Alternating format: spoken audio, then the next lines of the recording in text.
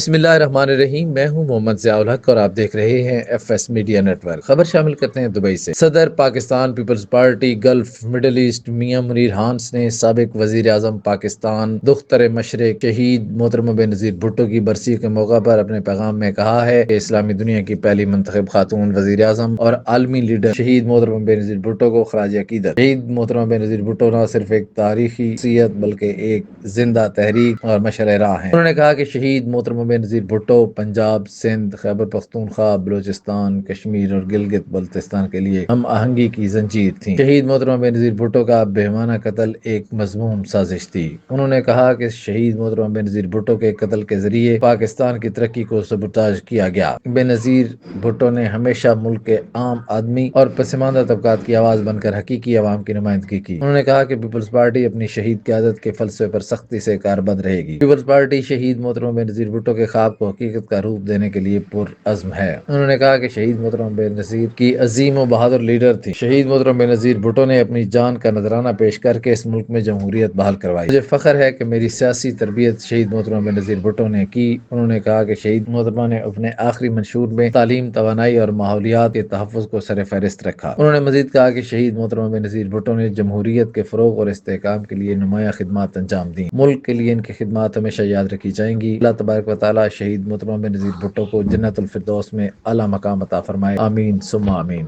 Subscribe کیجیے F S media network اور دیکھتے رہیے تازہ ترین تبصرے اور خبر۔